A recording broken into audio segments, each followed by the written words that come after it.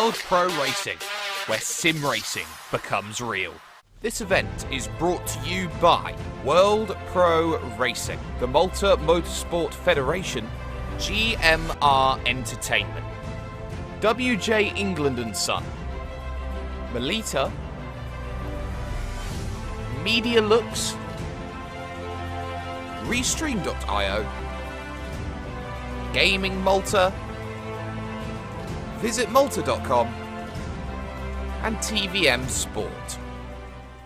Senna was a god. No one could even dream to follow him.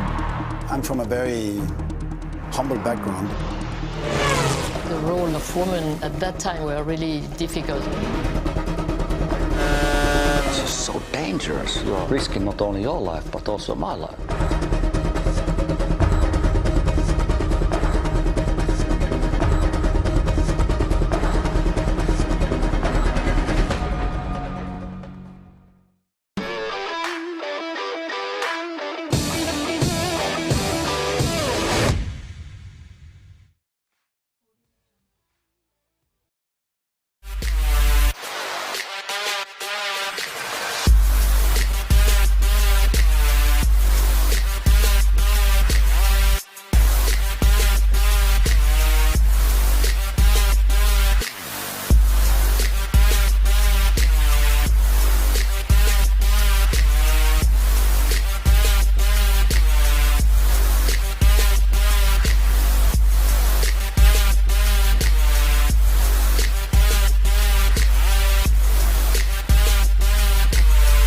World Pro Racing, where sim racing becomes real.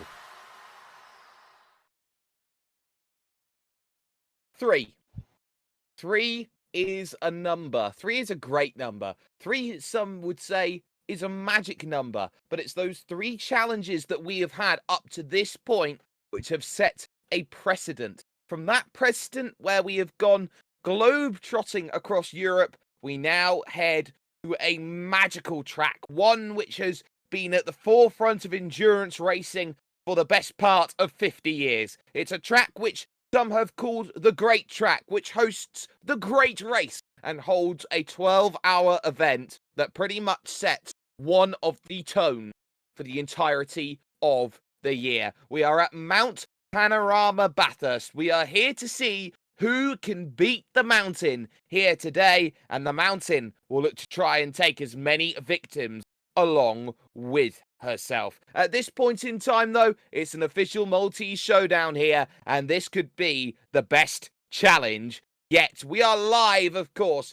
on some fantastic platforms and, of course, all our syndications as well. We are live, of course, with ESTV, with Motorsport.tv, and, of course, with TVM Sport, as well as on World Pro Racing's YouTube, Facebook Live, and on Twitch as well. In terms of who we are, though, in terms of talking, my name's Jake Sperry. Nicholas Hillebrand is alongside me today with Justin and Nathan Mifsud on the broadcast cameras. The race director is Adrian Fagayo, and our chief steward is George Muscat. But today is slightly different here today, Nicholas, as I accidentally knocked my pop shield ever so slightly for a second. Today is slightly different because this is going to go on a little bit longer than what we've expected. This is a gauntlet challenge. They've got to go once around the clock to try and get themselves exactly to where they want to. It's 1 hour today on who can tame the mountain.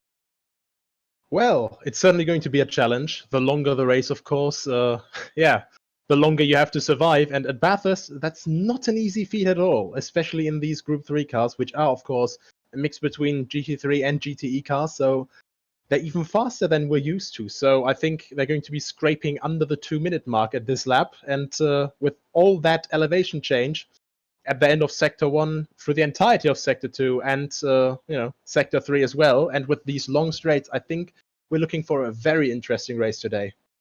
Absolutely we are, and this place is no stranger to great racing and great sim racing, and sim racing is all the rage at the moment. You've probably seen at least one sim race over the course of the last, I would say, 6 months or so since we've been going forward. And of course, if you haven't already and you want to get into racing action and you want to come join World Pro Racing and all of the great events that they put on, you can always like, share, and subscribe for more amazing content. You can head over to the website at worldproracing.com to find events, giveaways, and so much more that goes on behind the scenes. And if you haven't already, join their Discord as well, which you can find at the website, and you can get yourself involved with some amazing sim racing action. And it's that sim racing action that we find ourselves with today. But let's talk Mount Panorama Bathurst for the moment. We're about 5 minutes away from heading over towards practice, Nicholas, but this track is a street circuit. It doesn't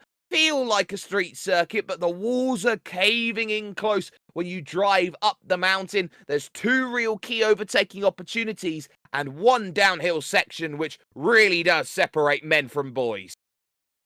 Well, as you say, it is a street circuit. The walls are so immensely close. It's really, really terrifying when you're actually driving it yourself. It doesn't matter if it's in the sim or if it's in real life.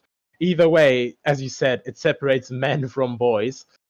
Overall, how the track goes, how the overall track just flows and everything, it feels more like a little road through a dense forest. It winds and, it evades trees, so to speak.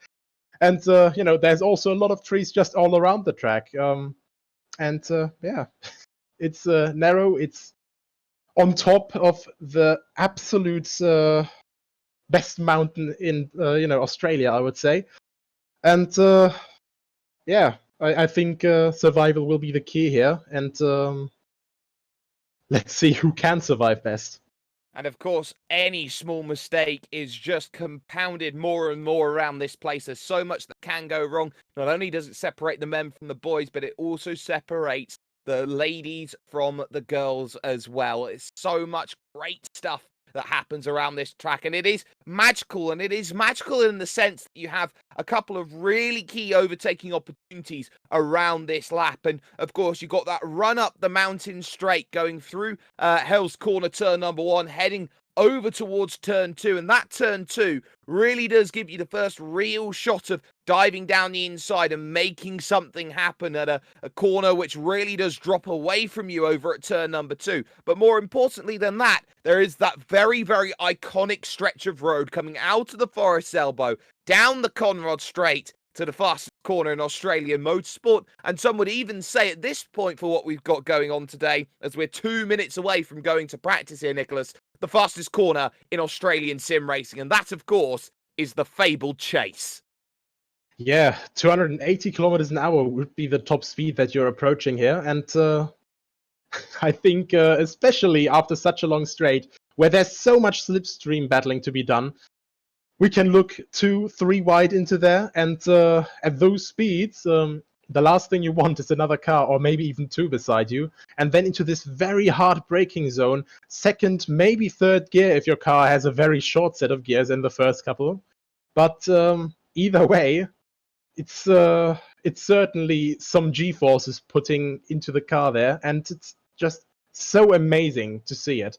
You come down this big stretch, just completely downhill, and really cameras and even in the simulator, it doesn't do it justice how steep it actually goes downhill from Forest Elbow down to the Chase. And I think it's just going to be very exciting to see everyone just tackle this circuit.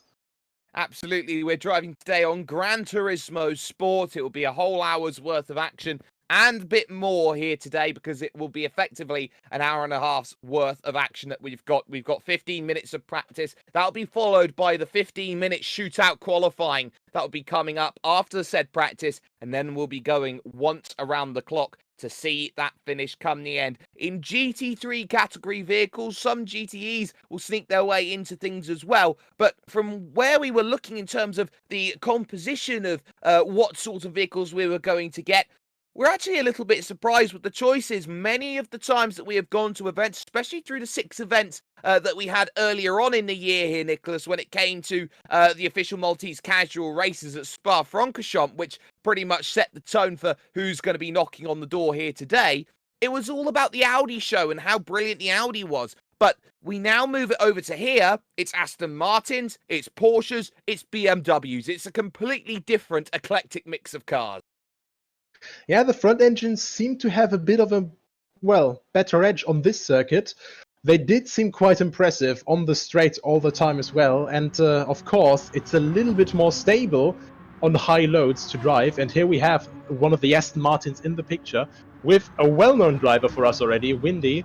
And of course, this is the fantastic V12 Vantage GT3. Anyone who has had this car in person definitely will always remember it until the day they stop to think about it.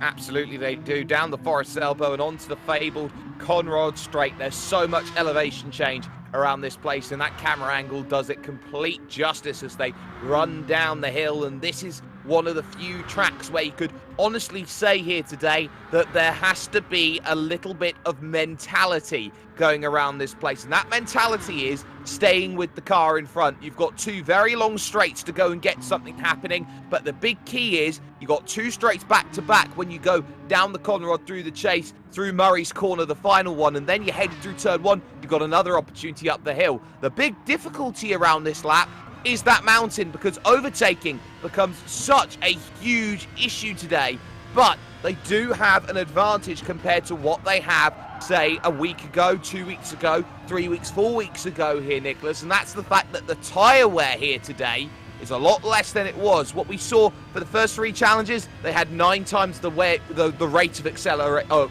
wear acceleration, if I can get my words out. What they have today is only 2 times the rate of accelerated tyre wear, so they have a lot more life in the tyre to go and play with over the hour. Yeah, most definitely, and I'd say just overall it is a lot easier, in consistency's sake, with more regular flowing tyre wear, to just constantly keep it going. And I mean, we saw Kyokodo, of course, just having no issue whatsoever throughout this entire thing. He's also in an Aston Martin here, very nice livery as well here. Very colorful indeed, and but yeah, I think a lot of the other drivers who maybe have been struggling a little bit with tire wear, because as we knew, you had one small burnout or one lockup or something, and of course your tires would take an immense beating from it. This time, this won't be that critical, so maybe we'll have more people be able to attack at the same way that Kyokodo has been attacking and the way that Windy has been attacking.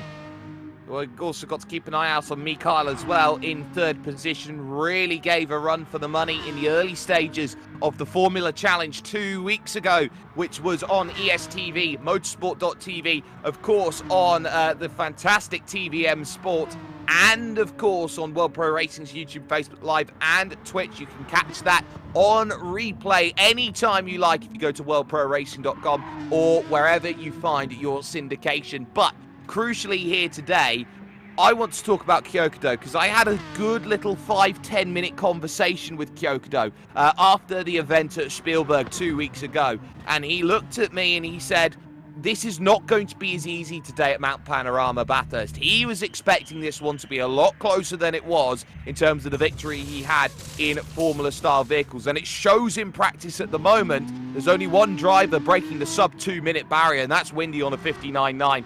Kyokodo may have a little bit more trouble today from a driver such as Windy, and you have to remember as well, Kyokodo, in terms of live on broadcast here over 2020, has been unbeaten so far this year. Yeah, and perhaps, he was quite nervous. I spoke to him as well, and honestly, for someone who has been so dominant so far, it kind of speaks books, so, to actually say, yeah, it's definitely not going to be as easy this time. So either he's playing, Mercedes-style tactics with, oh yeah, we are the underdogs this time, or he's actually, quite a bit more nervous this time. And either way, I think it's definitely food for thought here, as he's, oh, that is very close there. Doesn't want to do that in the race, because that can be very, very quickly the last moment in your race that you're going to have.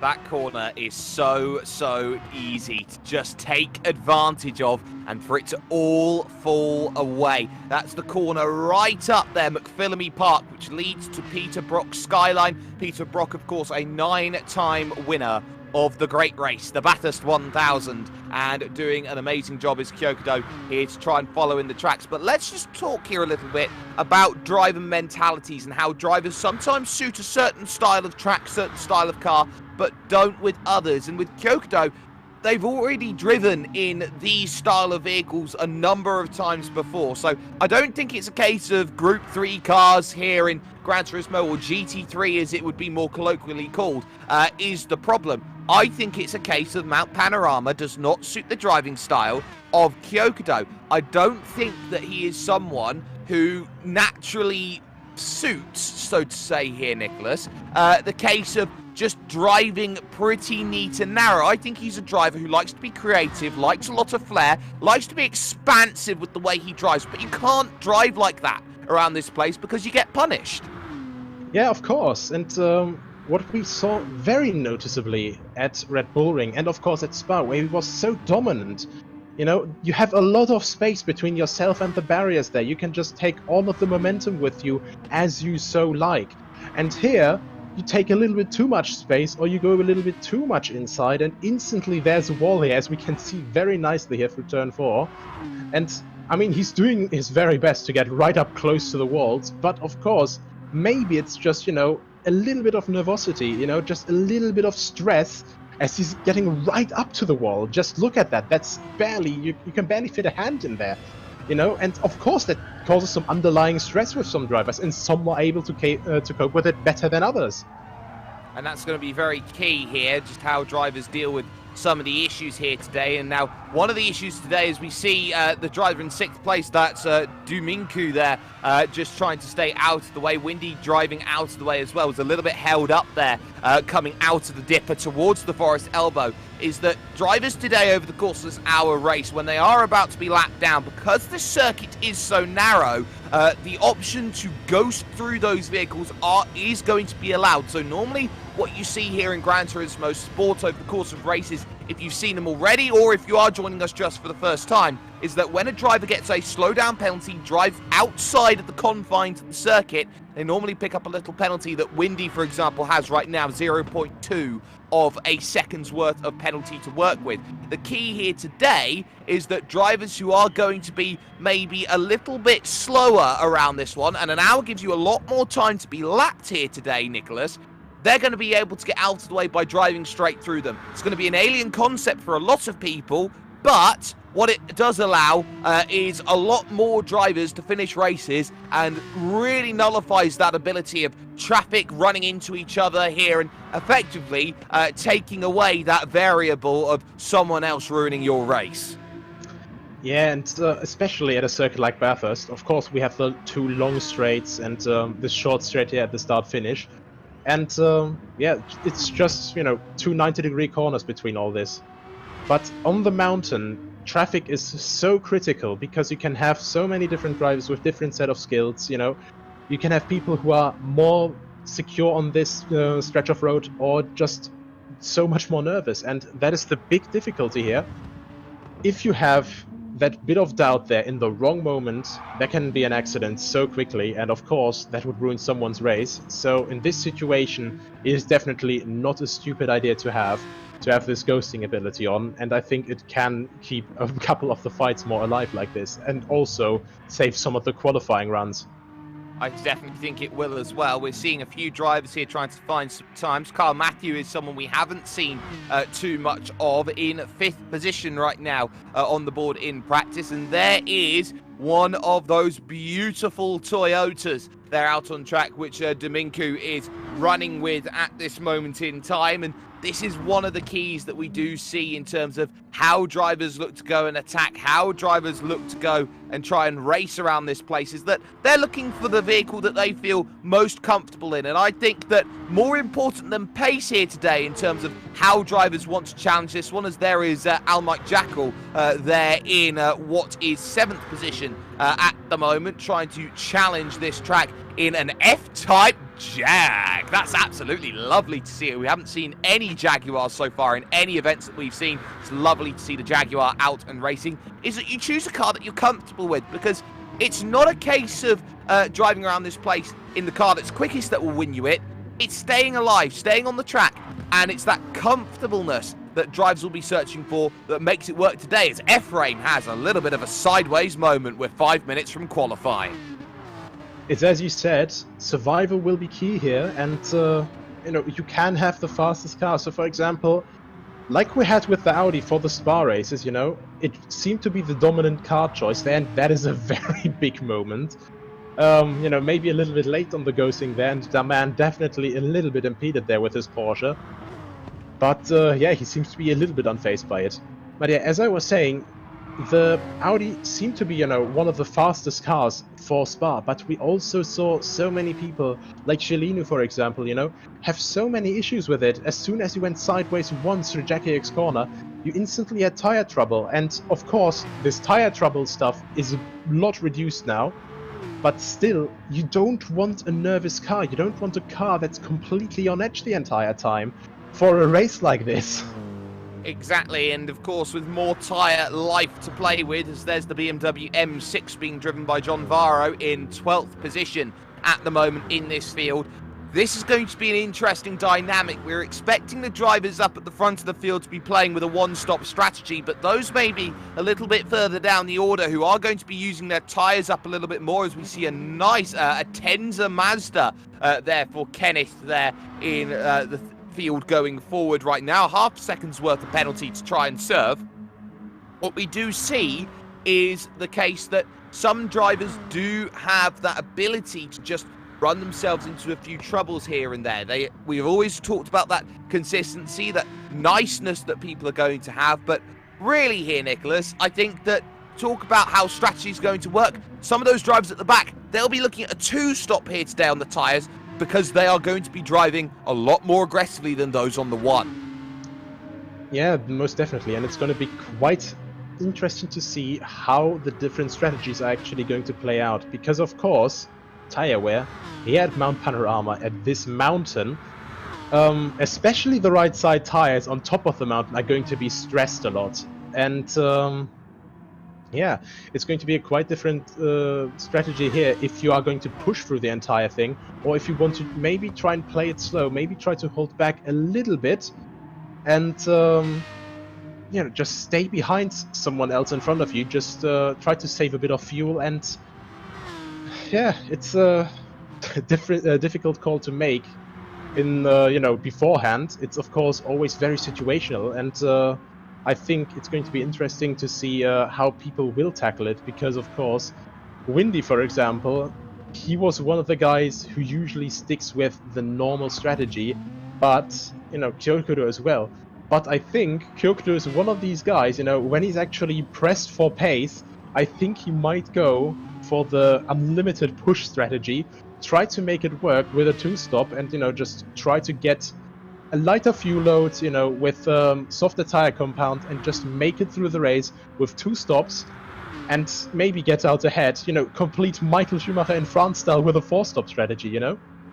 We understand that sort of way that things go, and we saw Michael Schumacher a little bit earlier on in the promotion package for the Motorsport.com documentary of Heroes, which featured some of the greats of racing. Of course, there was Felipe Massa, Mika Hakkinen, and you can even talk about the very underrated and understated influence that Michele Mouton had in the world of racing as well. And you can catch that, of course, with motorsport.com, and you can have some fantastic times watching some amazing stuff that goes on with motorsport.com, as well as motorsport.com moving over to a motorsports games branch like to the British Touring Car Championship with a license. Of course, NASCAR Heat moving on to a brand new NASCAR engine. That's going to be something interesting to keep in mind as well in terms of the racing game sphere of how everything's going to be coming up and along. Worth noting ever so quickly as well, we're about a minute away from qualifying.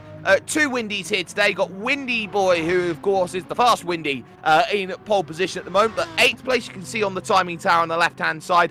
Il Windy will be trying to get everything going forward as well. 8th place will be looking at a mid to late pack scrap, but of course qualifying will be coming up on the horizon. So, Nicholas, 15 minutes of qualifying. What are these drivers going to be thinking about when they go in, knowing that the tyres are going to be lasting, and it's all about, do I have enough fuel? Do I have enough life in these tyres? Do I have enough to go 15 minutes, knowing that if I make a mistake, I've already lost 2 minutes of time, and if I'm pitting again, there goes a third of my session. That is going to be the big one, because of course you have 15 minutes, so theoretically 7 attempts. But of course, if you're going to get those 7 attempts nailed down, if you want to go all of that in one go, with the normal tire wear now, you can attempt it. But if it's going to last in that optimum, grip window, that's the different question. And of course, it's all about, if they can actually get that pace together, if they can get maybe a slipstream if they pit now and come out in front, behind someone who's a bit slower than them. So, there's a lot of strategy, especially for Bathurst, because you see a lot of the strategy also coming in real life or just other simulators as well, as we're now heading up the mountain already. Kyokudo is in front of Windy right now, and I think he will try his best to get a good run on the mountain right now, to, not to give Windy a chance to gain time through slipstream down the hill.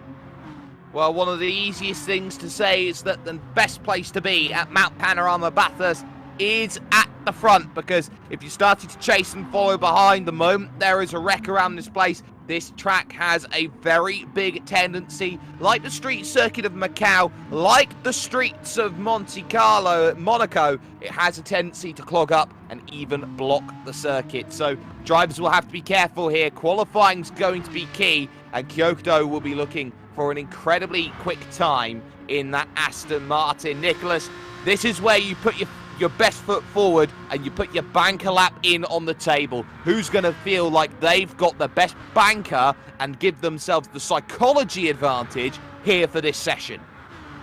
Kyokudo, of course, is always a hot shout, but as we have long discussed now, he doesn't feel that confident, as he says, and Windy with half a second, and last time we saw them race, Mikhail was less than a tenth behind Kyokudo. We thought that was the big break now, that Mikhail was going to challenge him. It didn't turn out that way in the end, but of course, half a second, that's over 5 times the gap now. And of course, Windy we've known for quite a lot of consistency as well. We've just gone through turn number 1, Hell's Corner, the rise up the mountain straight towards turn number 2 and the Griffin's Bend here. Such a tough corner. You hit the brakes and you hope the car grips, and there it does for Kyokudo there, going through, using all the track there on the exit. Now running up towards the cutting, turns 3 and 4. Have to hit the brakes slightly. You can see the anti-lock brakes were coming into full effect as now heading back up the hill, turn 5. Nice little house there, actually, up there on the right-hand side. They've got a really nice tennis court there. But now through the seat 6, 7, and you start continuing on through the left right now. This is such a tough section of track, the metal grate. And now over through McPhillamy and towards one of the fastest, most scariest corners, Peter Brock's Skyline. And you start dropping down the hill again, through the left, through the right. The Big Dipper drop can always catch you out if you're not too careful. Uses all the road there on the exit, and now dropping down the hill for the Forest Elbow. Always got to be heavy on the brakes. The nice narrow line gives you the grip. And now here, Nicholas, the run down Conrad. Very nice play-by-play there that you gave, and as you say, now down Conrad straight. Such a long straight in World Motorsport, already up to 250 kilometers an hour. Waiting, still waiting. Now up to 6th gear, and you see the complete speed just rising up over 270, just barely before 100 meters on the brakes. 3rd gear through this corner, and now making his way towards Murray's Corner. Of course, the Chase, probably one of the most insane motorsports corners in the world. And here, 2nd gear, a bit, I don't know, a bit washed out at the end of the corner, and Kyokudo sets the first banker, which is a 2:14, and Windy immediately faster. So Windy already puts the pressure on right from the get-go.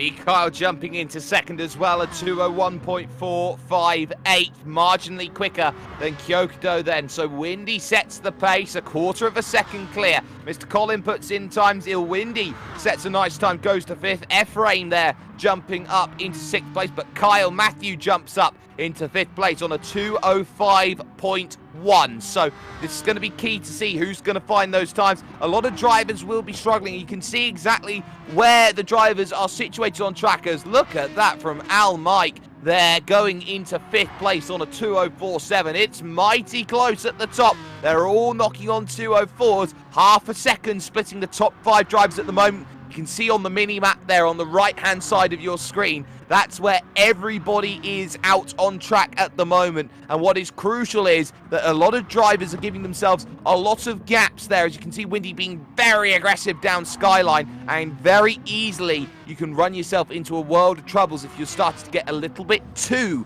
aggressive around this place, hitting the brakes into the forest elbow. And Nicholas, this is the key. It's all about being aggressive here and trying to maximize the laps. But this is a place where you can't be too aggressive. There's a lot of similarities to the Nordschleife, for example, a lot of similarities to Le Mans and other great endurance tracks that also hold a lot of a special place in people's hearts. And that is that you have to be very, very cautious and respect what this track has to offer. Well, you know, they always say respect the bumps at Sebring, and I would say for Bathurst, you don't have to respect a single thing, you have to respect everything. You saw it earlier at the Dipper, Windy, on a normal grip level, you know, just on a normal track. The way he turns in for the Dipper, he would normally just end up in the wall. Wow. And look at that lap from Windy, 2:00.651, a solid half second faster there. In Kyokudo, he stays in second for now. Mikhail wasn't quite able to put another fastest one there, but only a 10th behind. But yeah, as I said, Windy, he's turning in so aggressively there for the Dipper because the road just sacks away there.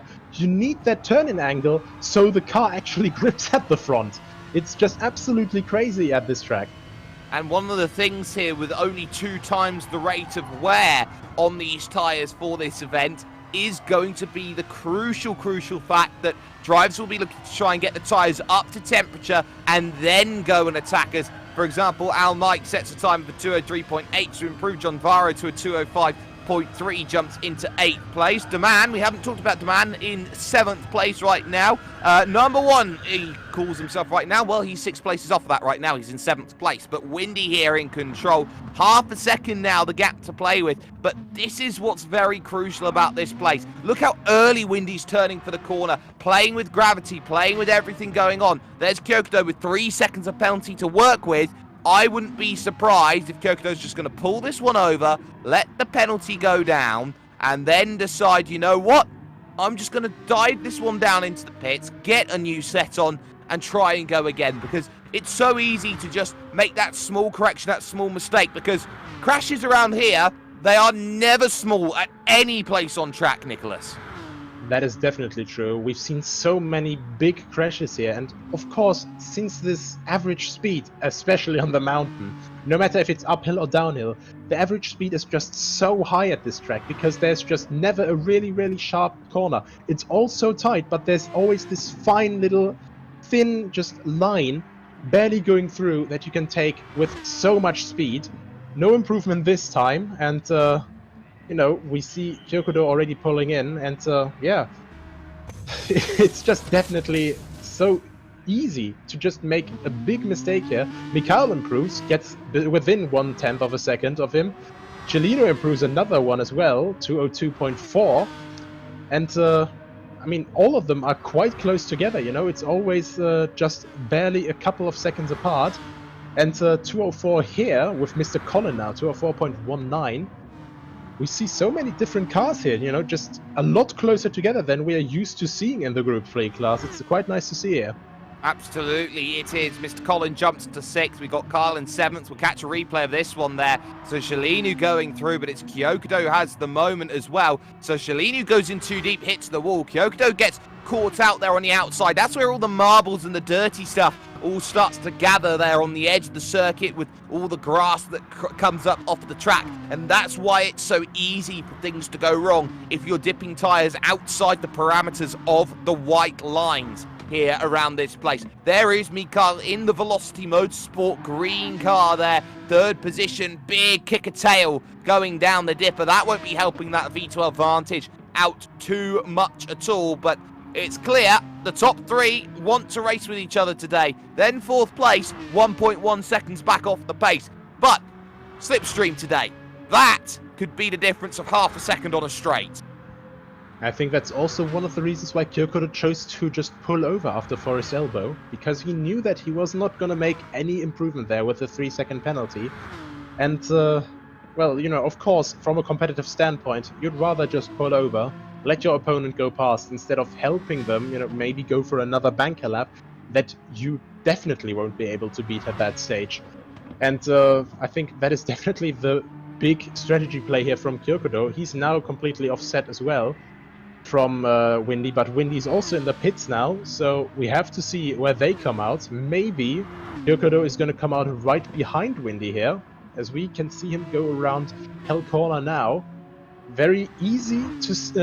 it looks very easy to do, but one would be surprised how difficult it actually is, because it looks so simple. The inside curb is incredibly high though, so when you hit that, you have killed your entire momentum up the uphill straight. And of course, these cars have 500 to 600 horsepower. But of course, you still need every bit of momentum that you can carry up a hill, because they, of course, weigh over 1,000 kilos.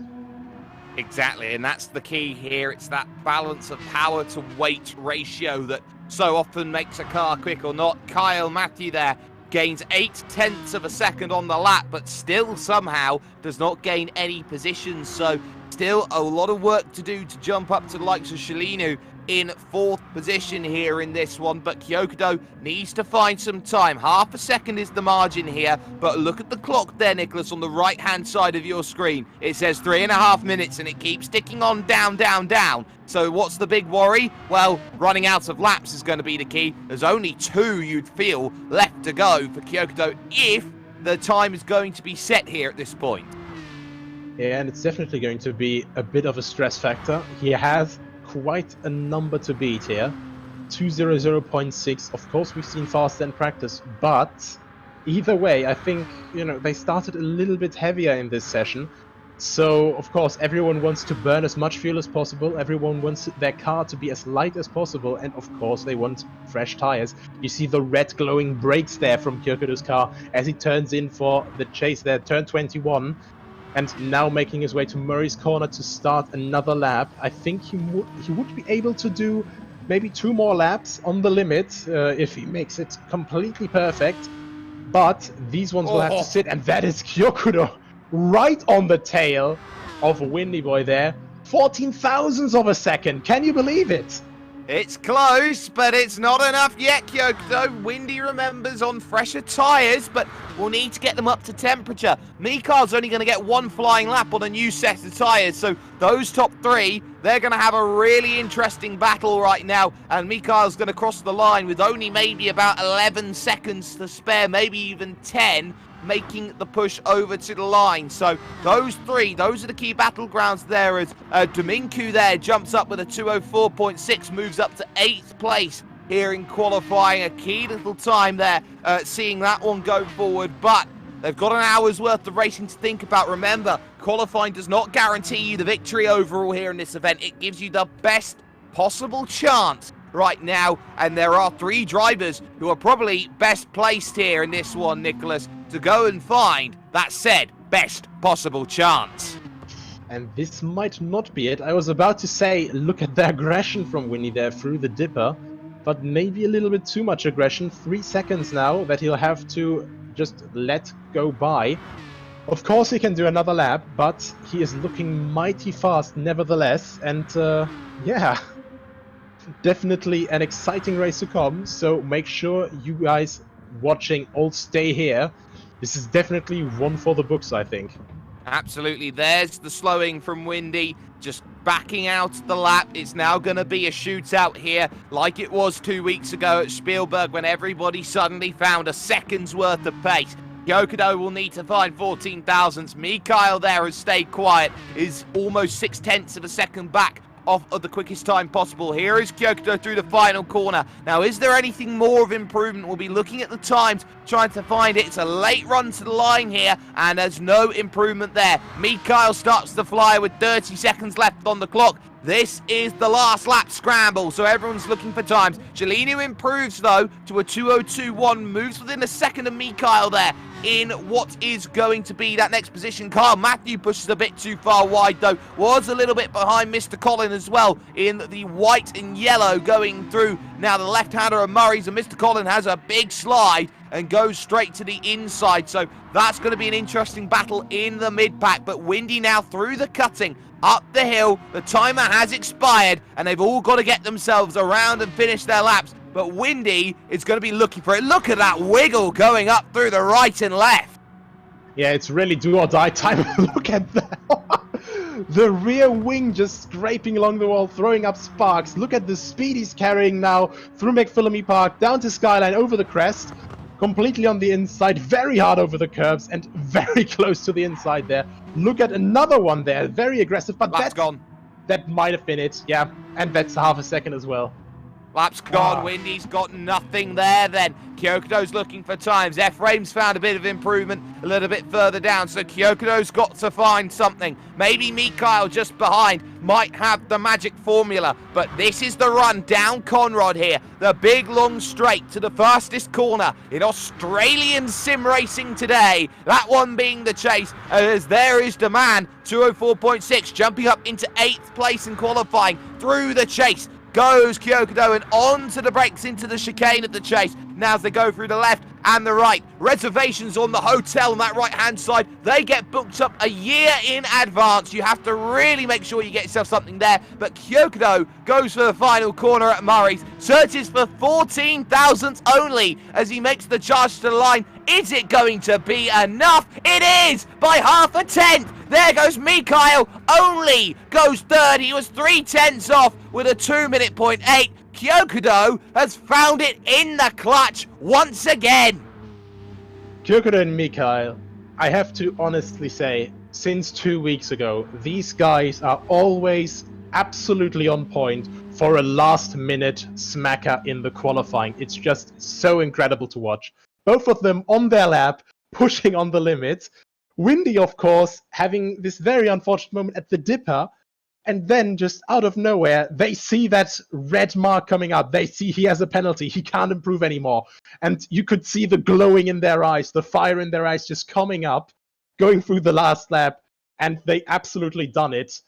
Mikhail, of course, didn't improve by a position, but he gave quite a scare there, only 2/10. And there was quite a time improvement from everyone. Absolutely there was, as we go to pictures right now here of the grid lining up. It's an hour's worth of racing here, and the top three, oh my goodness, Windy buckled at the time he needed to find a little bit more. We've seen him break the 2-minute barrier, but Kyokudo will have the advantage. Here's the short little pace that they are going to have. They're going to be under automated conditions before they get the 3, 2, and 1, and they'll be released for an hour's worth of racing here. You can see it on the clock, but Kyokudo now will lead the field forward, and hour starts now. Who will beat Mount Panorama Bathurst as they make the run to Hell Corner? Turn number 1, Kyokudo, Windy, Mikhail, Shalinu, Kyle Matthew there in 5th place, already under pressure in 6th. They can see Dominku there in 9th, with likes of Kenneth there in the Mazda in 11th, and Windy, and there's a car off already at Jean Varro into the wall. 1 corner gone, 1 casualty. Yeah, definitely not the start he wanted. And we talked about the qualifying being so close at the front, but around the entire field, you know, we have these groups of people just being within just a couple tenths, and we have something else in the background there. That is another spin. And who is that? I think that might have been, was it Kenneth? No, I think it wasn't. He's still going there. That's another car. That's a white car. That's Colin, yes. Very unfortunate there. Ran a little bit wide, maybe a bit missed his braking marker, and then just came onto the marbles No stability there, and now, of course, he's desperate to catch back up. Meanwhile, at the front, though, Windy already starting to chase Kyokudo so close through McPhillamy Park and now over Skyline. I've just looked on the map. It looks like we may have had a track blockage there, up there at the cuttings. So it looks like there could have been some big troubles there. F-Rame's slow as anything else. So get a little look. So F-Rame's run into troubles there and has gone slow. Mr. Collins gone through as well. And there has just been drama upon drama upon drama there at the back. But Kyokudo, Windy, Mikhail at the moment there in third. But Kyokudo's got to be careful here. Mikhail's going to start getting aggressive, moving forward. Strike at the earliest available opportunity. Will he pull over to the right? Yes, it's Noah's Ark racing. It's too wide, it's too deep. Shalinu trying to get by Mikhail. Windy can't find it on the brakes at the chase at the moment, but Shalinu there down the inside has penalty to serve, does Mikhail, but there goes Shalinu then up into third position, exactly what's needed. Mikhail will try and fight this one straight back, has all the time in the world to serve that 1.3 seconds, and it works. Windy looking wide, trying to find the race lead. A lap's completed, and the front drivers are starting to fight. We're here on a mountain, but it's Battle City everywhere. We have Windy chasing down the leader, and of course we have Mikhail and Shalinu. I think Mikhail wasn't expecting quite such a fight from Shalinu here, but of course Shalinu, you know, we always see him with some surprise coming up in these races. Now looking for the inside, going over the grass there, very aggressive. Looking down the inside of turn 2, not quite able to make it there. And of course, Mikhail, meanwhile, still has to deliver this penalty. Shalinu there, looking like he went to the Ryan Hunter-Ray school of overtaking. The one issue is he couldn't get it done. Going to try and put two tyres onto the grass, and bang, into the wall goes Shalinu. So easy to do when you're running in the coattails of someone else. There is a dirty air effect here as those drivers, I think that was Windy, just clipping the wall at the metal grate, heading through McPhillamy and now towards Brock Skyline once again. It's so easy to just put yourself slightly wrong. A half a car out of position puts you in a world of trouble. Now watch this Forest elbow here for Kyokudo at this moment. On the brakes, he takes the narrow line. Windy takes the wide line. Both lines work, but Kyokudo putting the power down now knows, well, now it's time for the slipstream. What can I do to recover? It's time to defend for him again. And you could always see up on the mountain, Windy was trying to be a little bit offset from Kyokudo. You know, maybe just get a little bit out of that dirty air. Now, as he's here, he now wants to be inside. And that's very aggressive defending. And of course, very aggressive on the brakes there again. Ooh, are they going to have contact? No, it stays clean. That was very close there. And I almost thought that would have resulted in a big crash. But of course, these two absolutely know what they're doing. They're fighting on the utmost limit here. We've seen them do it so many times before. This is crazy. This is an hour-long race, and they're racing like they've got a couple of laps to go. They're racing like the entire race depends on this moment. Kyokudo holding back Windy just enough at this stage, and this is key. There is Al Mike in the Jaguar there in 5th position, ahead of the Aston Martin of Kyle in 6th. So Al Mike making good progress, 7th and 8th looking close, as well as Dominku there has the man behind and the only Porsche in the field in terms of that battle. Kyokudo having to defend again at turn 2 there at Griffin's Bend, which is never quite the idea that you're looking for. Up to the cutting at 3 and 4. Kyokudo knows that the mountain is a safe place. Don't have to worry about being overtaken here. The big worry will be, well, are you still going to be in range when you get down to the elbow? I think that is actually a two-sided sword, though, because, of course, you can't really overtake on the mountain, but Windy can sure as hell put a lot of pressure on Kyokudo there. We saw how close he could get on the mountain, on these downforce corners, even in the dirty air, and, you know, he could still stick with him, and, of course, Kyokudo is going to be thinking about that. And of course, he's going to be scared at that. And Mikhail, meanwhile, trying to slowly, you know, just get rid of his penalty. He's not that far away. Kyokudo again taking the very tight line, but of course, he's still within slipstream range. And meanwhile, Mikhail is also getting a bit closer because Kyokudo and Windy, while it's spectacular what they do, they slow each other down quite a bit every single time they go side by side like this. They certainly do, and if you want to get social with us here at World Pro Racing, you can find us at Facebook. You can find us on Twitter. You can find us on Instagram. You can find us wherever you can at the moment. The leading battle still continuing here with 54 minutes to go. But now here's another thing that's going to be key here. Strategy here on the fuel, because Windy can just very comfortably sit behind for half an hour, wait for Kyokudo's fuel to get used up a little bit more, and maybe even save a little bit on the tyres as they go through turn 1 there of Hell's Corner. A little bit Raggedy Ann from Kyokudo, and this could be the chance that Windy was waiting for. It's going to have to be a case of hugging the right-hand side here for Kyokudo, trying to get this one. We go on board from the driver's eyes perspective here. Will have to be the long way around here at turn 2 that Windy's going to get this one done. Last of the late breakers in. Windy's going to be caught out on the one-track line turn 2. If you're going to get it done, it has to be the inside if you're going to make it happen at turn 2. Yeah, he slid up onto the marbles there, and of course, I was about to say, you know, not very tire saving from Kyokudo there, with that sideways moment for Hell Corner, but at the same time, for Griffin's Bend, not very much tire saving from Windy there, sliding over the marbles. But as we said before, this is all just slowing each other down bit by bit. It's 2.5 seconds right now to Mikhail, but of course, he's still able to keep up. Meanwhile, in 5th place here, we have the Jag of Almik, and of course at the same time we have Carl Matthew right behind him, only 8/10, maybe a little bit of a penalty, but he can still stick with him, and less than a second behind this Toyota here we have the only Porsche in the field, as you said. People are still sticking together. There's a lot of battling going on down straight through the entire field.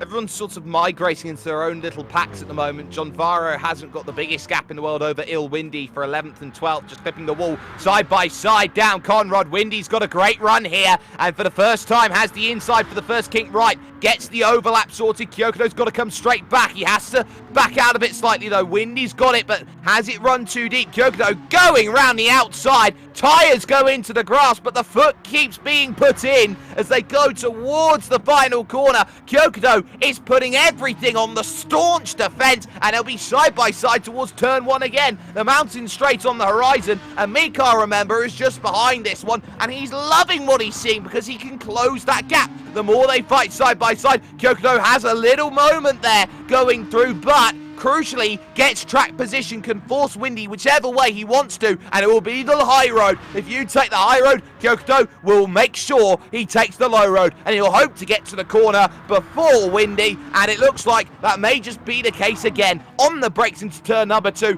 this is sensational. Windy learned from his last lap here, already sticking back before the turning point, so he was making sure he would be on the inside, just like Kyokudo, to be right on his tail. And as we said earlier, there's Mikhail. He's constantly just watching, waiting for the two to slow each other down even more. And we see how much they are pushing. Mikhail now within, I think, 1.5 seconds. Still that little penalty, but there's still plenty of time for him to deliver it. And they're going around McPhillamy Park once more. Look at how close to the wall Windy is taking that. Kyokudo is leaving a little bit of a gap there, but Windy, he's looking always just for that gap, almost as if he's aiming between Kyokudo's car and the wall. It's a pixel's width. That's all they've got at the moment through the Forest Elbow. Windy runs wide, though, through that section. Has to try and gather back up the car again. And just like that, for this lap at least, there is a little bit of respite for Kyokudo in the leading vantage there. There's Carl Matthew, penalty served in 6th place, trying to chase down Al Mike. And now we're looking at this one because there is issues for the Porsche of Daman here, heading through at the metal grate. Now towards McPhillamy Park here, the big left-hander, and what goes wrong? A case of taking too much out of it, and that is vintage up there towards Skyline of an accident. It happens all the time, and it happens more than you think it does. Yeah, it's just so close. If you get the line properly and if you have the car settled perfectly, you can take that corner flat out. But do a tiny mistake and you can see it go wrong, just like the man just had it happen to him. But now once more, nose to tail coming out of Hell Corner. Windy gonna look down, probably down the outside, because I think Kyokudo once again will stick to the inside for this corner, as he has done before. And now, Mikhail, of course, he won't have as much fun, because of course they're not holding each other up as much anymore. But meanwhile, a couple positions behind them, Almik is being chased by Kyle duel of the Brits, Battle of Britain here, Jaguar versus Aston Martin, and so far it's still looking quite comfortable for the Jag, but that can change very quickly.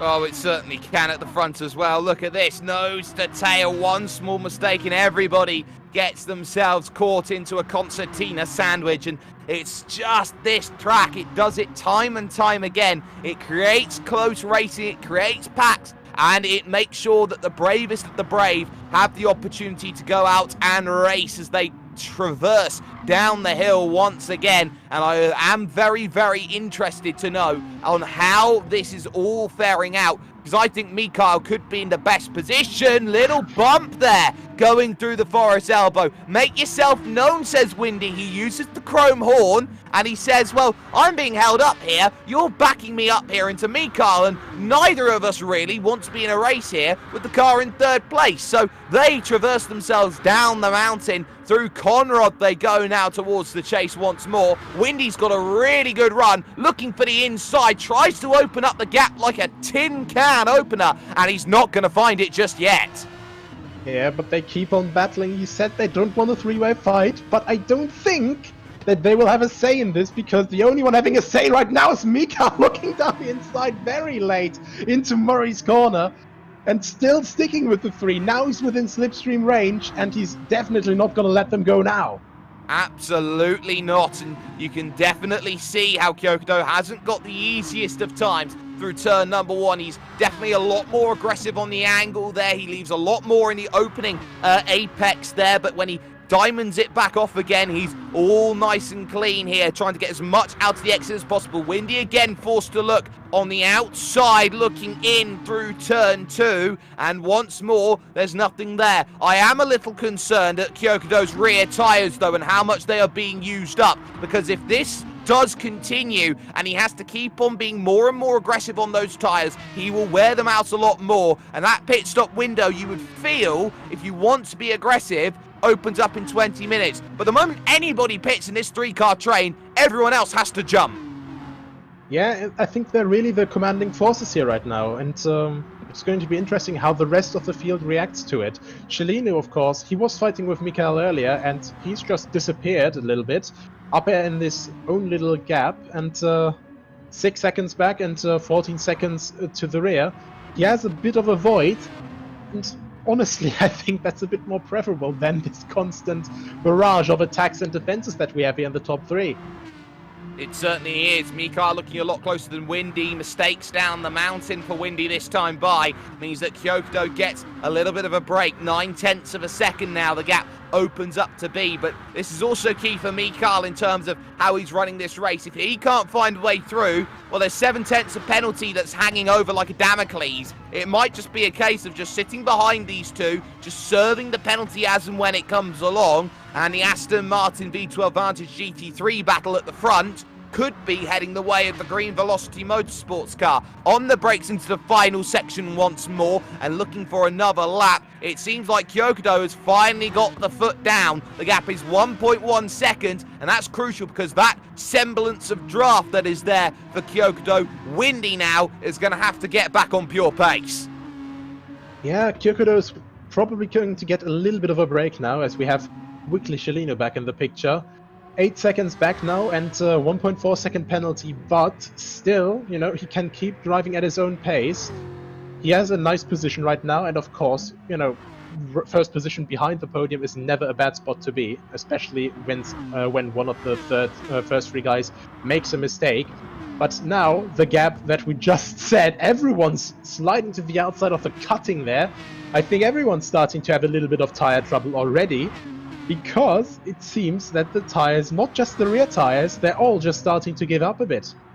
They're all trying to get aggressive there. 3/10 off in the first sector alone here from Windy. Another little tap there going through the metal grate. That won't be doing too many favours. Every little tap will just be unsettling the bodywork. It will be knocking about a few components in the car. Nobody will be too happy or too pleased with the way that this is going. Mikhail as well following very nicely. The gap 0.7 of a second, but crucially it's still within 1 at the moment for Mikhail, but knows that time's always going to be dropping away when Windy is going to be charging. Was effectively the fastest in practice at the moment, as there is the man back into 8th place ahead of Kenneth in 9th there in the Mazda, and doing a good job, actually, you could say here. It's Kenneth in 9th place. We haven't talked too much about those in the mid to back of the pack, but Kenneth's having a really good race at the moment.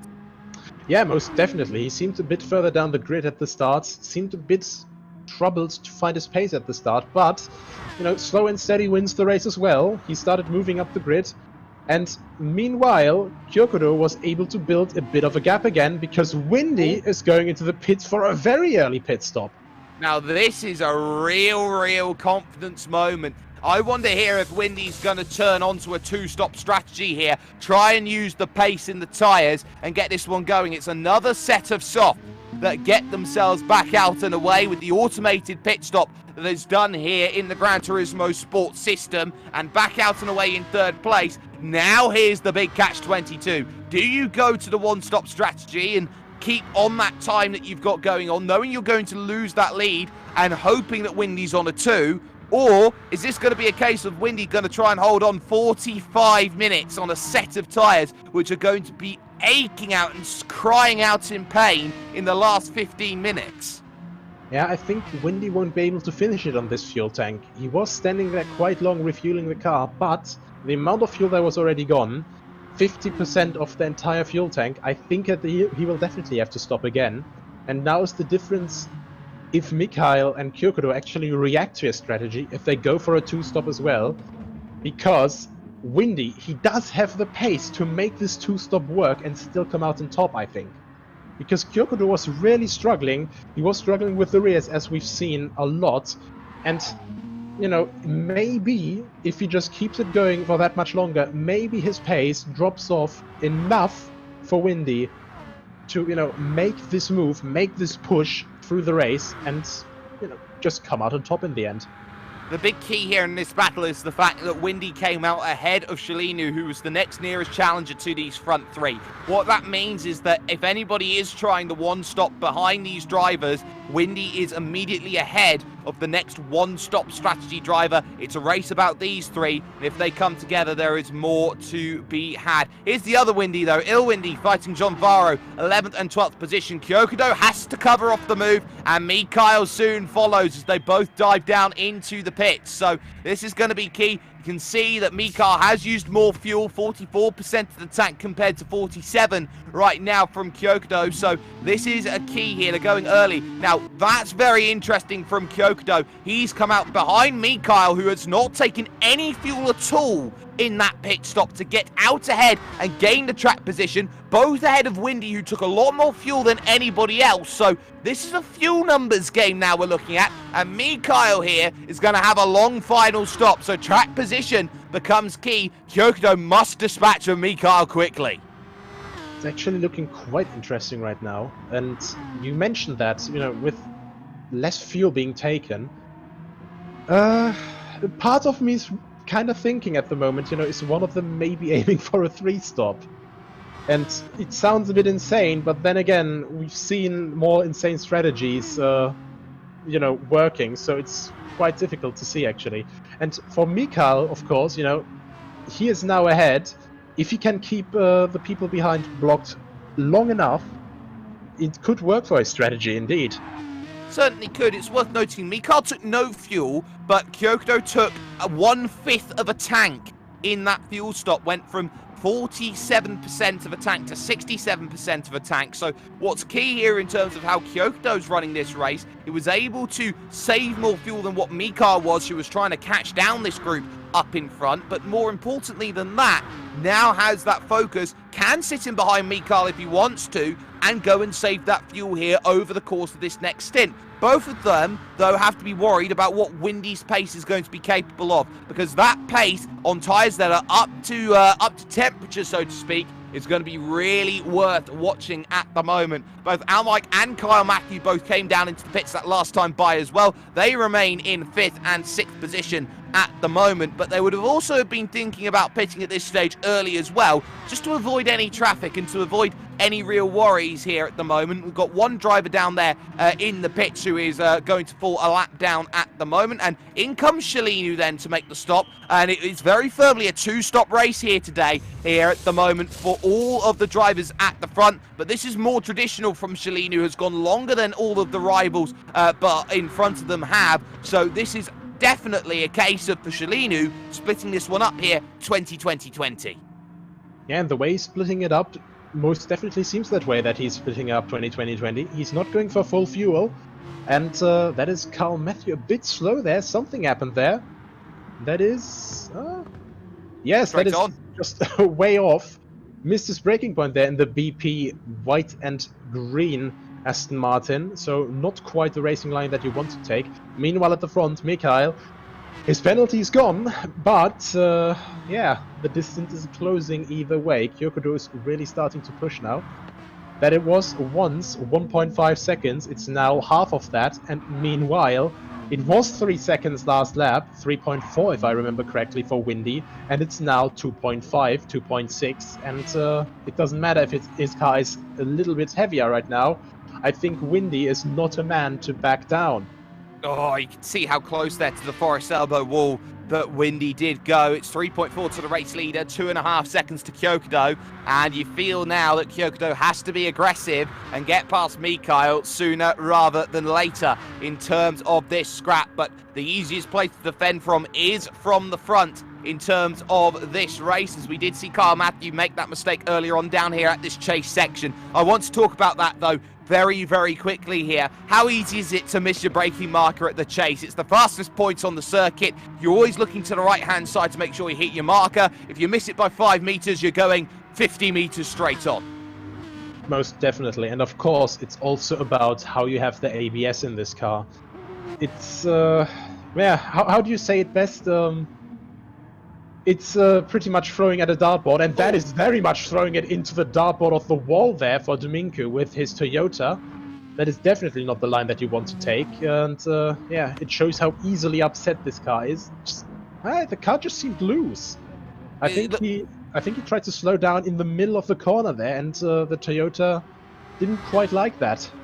It looked like he was carrying too much speed, missed his marker slightly, and then when the back stepped out, you've got no margin for error there at that section of the road, and the G-forces you get going from a slide into a downhill stop into the wall. It's always a sickening accident when you see it, and this is where we say, thank goodness we are running virtually here on the simulators. This is where brilliant racing comes to life, and there are no real-world ramifications for an accident of that sort of length. Mikhail has started to pick up the pace here ever so slightly, has kept the gap at an arm's length, now to 1.3. Kyokudo really starting to struggle here, just getting too aggressive, and I think he's a little bit worried here, is Kyokudo, about that gap behind to Windy closing down to 2.1, 2.2 seconds here, because the big crucial factor for Kyokudo is that it doesn't feel natural down the hill. The back is stepping out every which way. It's like watching a spider trying to negotiate a sink which is full of soap.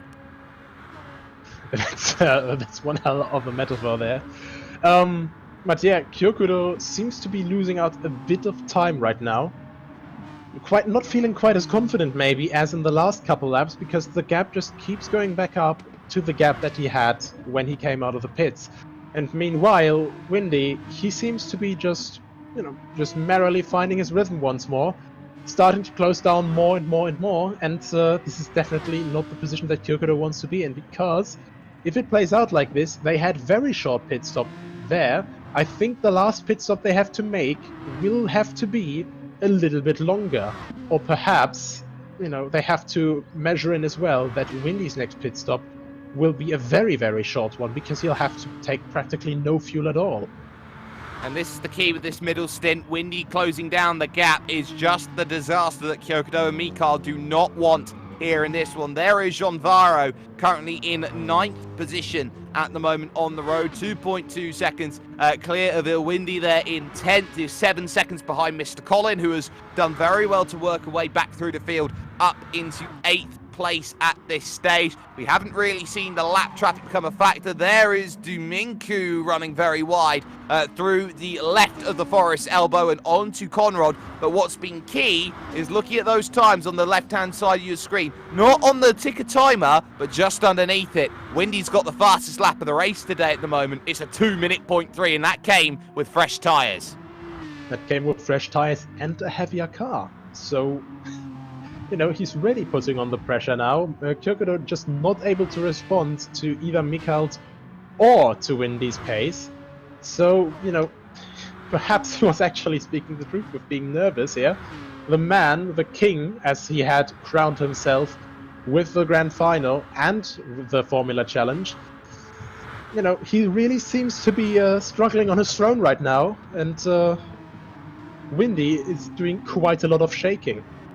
Well, the big key here is that over the course of this lap, the times haven't really fluctuated much. It's stayed relatively even, and this is where you start to get that tyre drop-off when you're driving against the tyre wall. You're looking for a little bit more. It's so easy to see times go a little bit askew. Now, here's the battle 11th and 12th. Dominku and Kenneth here having a scrap in the Japanese car affair at the moment. It's Mazda versus Toyota, and it's going to be a very interesting battle between them right now. Up the hill into the cutting, and you can see, Dominku is all shaded sideways, and it's a case of one car behind being too loose, and one car in front here being too narrow. Yeah, most definitely, and what is quite noticeable though, despite that massive impact that he had, he still is able to keep up with the Mazda in front. And now, what is also noticeable, we have the gap growing ever so bigger from Mikhail to Kyokudo, and the gap ever so smaller from Kyokudo to Windy. So Windy is really putting on the pressure now. I think Kyokudo is really starting to struggle here. The sweat is forming underneath his visor there, and of course, on the mountain you have no moment to wipe. You certainly don't. You have to wait for a big long straight that comes along, and every single sector that comes along, every corner is a different challenge, and you see it time and time again as they see blue flags in front. They will be looking at trying to lap a couple drivers in the not too distant future. There is Windy though, but with a big mistake. Look at that time. It's gone right up to 7.5 seconds. Replay on screen. It's a spin up there at McPhillamy into Skyline, and that is the case of pushing too hard on tyres that are older than what your rivals are running with. Windy's now got to find the laps of his life to get back into this race, and if that's not a wake-up message of being sat there happy and content, suddenly this is a case of Mikhail versus Kyokudo, and remember, Mikhail's got to take more in the final stop. But look at this as well here. As if freed from the shackles of the man chasing him down, Kyokudo has now, you know, just gained 2/10 down the straight. And, you know, of course it's back up again now, but I think it's still a lot less stressful, you know, just chasing someone down without also watching your back. So now Kyokudo is just free to focus to the front. The gap keeps going down now, 1.3 now, and yeah. It's now hunting season for him. Absolutely it is. Now that is the key to get on going. Windy's got work to do. 7.5 seconds off of Kyokudo, 8.8 off of Mikhail at this stage. Windy's on older tyres, remember, and has to really work for it. Shalini, mind you, in 4th place, having the quietest race in the world. Imagine being 21 seconds away from any other vehicle on circuit. This is going to be an hour of effectively, I would say, Wednesday night driving at this stage. Well, and for a nice Wednesday night drive, what better place to take than Mount Panorama, with the absolute panorama view, as we have Ephraim here. 14 seconds behind, but, you know, still pushing here. And, you know, that's of course always the thing.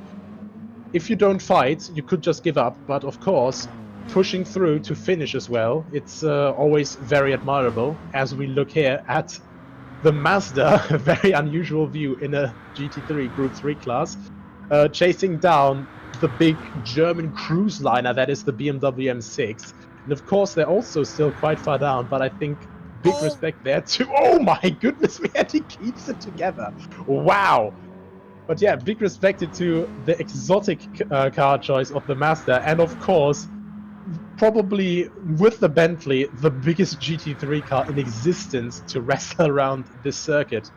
I think Look- I think the stewards might have a little look at that as Ilwindy comes in, out of fuel to get 65%. Kenneth back down to the inside of John Varro at turn 1. Windy's going to come out right in front of that one, but in comes Mikhail, 7% left in the tank. 30 minutes left to go. If this is aggressive, we'll take a look at the fuel numbers going on through, whether this is a 2 or a 3 that we're looking at. The numbers indicate that Mikhail is converting to a 3-stop strategy unless this fuel tank's going on forever and a day, and it does look that way at this stage here. Still waiting, off and away then, and it's a full tank of fuel. Mikhail is going from now to the end. He's pitted at the earliest available opportunity here, and this is now a case of consistency. Yokodo now will probably be looking at this and going, well, what do I do? Every lap that I stay out then and go on, I lose that advantage on the tyres. But the key is, longer he stays out, less fuel he has to put into the car for one. Secondly, and more crucially, fresher tyres means easier to attack. Yeah, most definitely. And I think this for Kyokudo is the optimum situation that happened to him. So even when he's struggling, somehow the cards just play out for him perfectly. And it's really, really frightening to actually see what a devil's luck this man actually has. Well, there's a lot of traffic in front. They'll both be ghosting through as part of things. Windy running wide and into the wall there at the dipper. It's easy to do. You carry too much pace. The time drops away. Another 2 seconds off. And that is the compounding issue of pushing too hard around this place. You're trying to gain back time, and then the mistakes just start slowly creeping in like your own shadow. Yeah, and like a shadow, it's... well, actually, quite the perfect analogy, you know? You are here in the nice, bright daylight of the evening in Mount Panorama, and then the shadows, you know, they keep stretching. And the lower the sun gets, of course, you know, the vision changes a little bit, and it gets more and more difficult, you know? Because if you have something blinding you, it's, of course, even harder to judge some braking distances and, of course, some distances to other cars as well.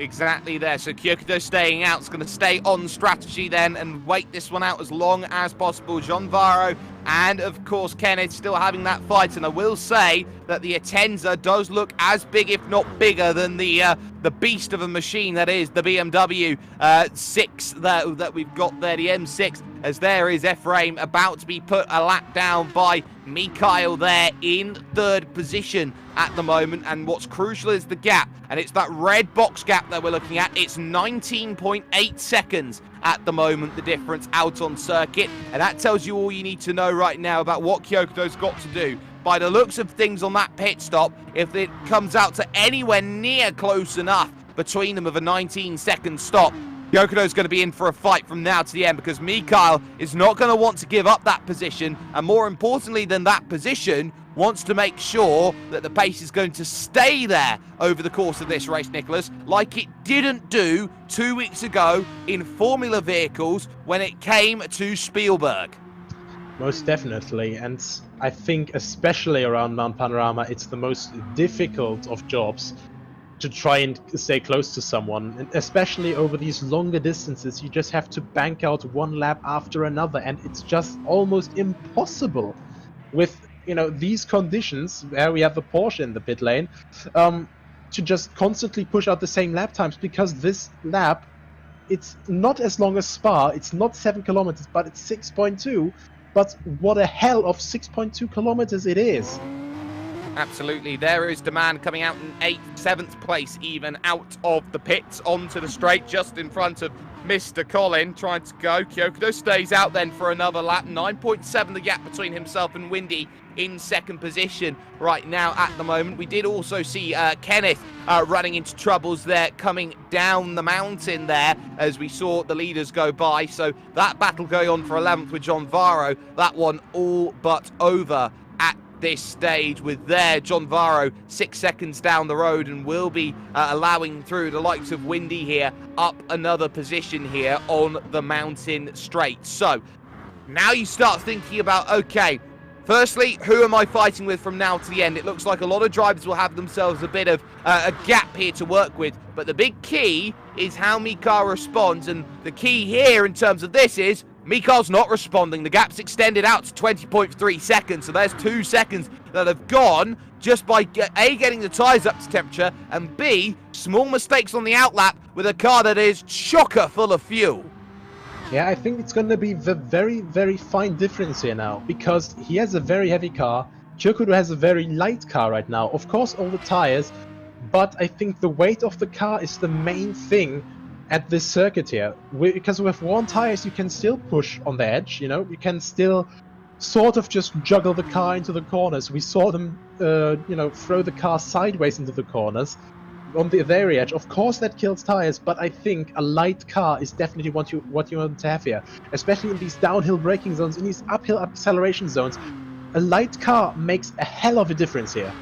It absolutely does, and I think Kyokudo has played this strategy out absolutely fantastically. You spread it out evenly, you get to that last stint, it all works out. We are well over the halfway distance. We are 23 minutes and 42 seconds away at this stage from finding the end of this event, and Kyokudo can pit on Kyokudo time at this stage. It looks like for a driver who has such a great affinity with that side of the world, has spent a fair bit of time in Japan, will be wanting a lot more out of this one here when it comes to the land down under that is Australia. Kyokudo is going to be running that tank, you would feel, to dry, and remember, had 20% more of the tank to work with over the course of that stop. Knew that Mikhail underfilled or didn't even fill that car looking for track position, so now it becomes a case of, well, who's got what? 7/10 lost in that last lap for Mikhail, the gap up to 21 seconds. I think Kyokudo's got a very, very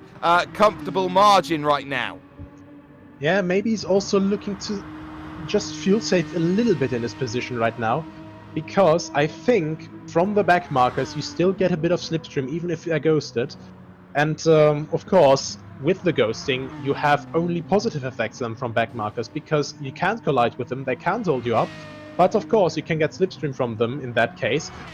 And so just get a little bit lucky, get them on a bit of straight, or one of these faster corners here in the middle of the mountain. You don't have to watch out for them, and you can just keep pushing, as we have Almec in our little Jag into the pit lane with 10% fuel left. Gets overtaken by Carl Matthew, who's staying out for another lap, but this nice little Jag with the lovely dog on the side, looking for the last pit stop for sure, stays long, puts a lot of fuel in the car, because there's a lot of fuel to be put in the car, and I think, yeah, 88%, that is quite a lot, so that Jag seems to be quite thirsty. Quite thirsty, and has 3 seconds of penalty to slow immediately coming out of the pit, so that won't be doing many favours. Back up to speed again and going. That will bring Carl Matthew back into this race here in terms of the fight for 5th and 6th place. There is Kyokudo staying out again here in terms of this one. He's going to milk it for all that he can at the stage. A double take though into the final corner. That won't be quite what's needed here, but that gap has started to just equalise. Windy's going to bite the bullet and dive down in, but crucially down 10 seconds at the moment, has the fuel advantage. So this will be, you would feel, a quicker stop, but used all of the tank there to try and get that one back down to just 4% of the tank. Now that's really concerning in terms of the strategy on how this race is going. I reckon the damage has done something to the fuel tank there, the fact that so much time has been lost, and Kyokudo has been a wizard in terms of trying to save all that fuel. Yeah, and even if it didn't work out on full normal pace, he really is the strategist of racing, you know? He really manages his races that they just somehow work out.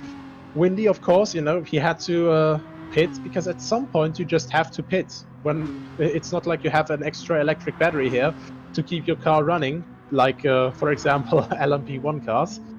But, yeah, Windy just had no other choice. I think he's aiming to get back at Mikhail, maybe. But Kyokudo, in the meantime, just unimpeded, just constantly pulling away at the front. He will have to head to the pit lane sooner or later, but 21 seconds, that's quite a gap that he has.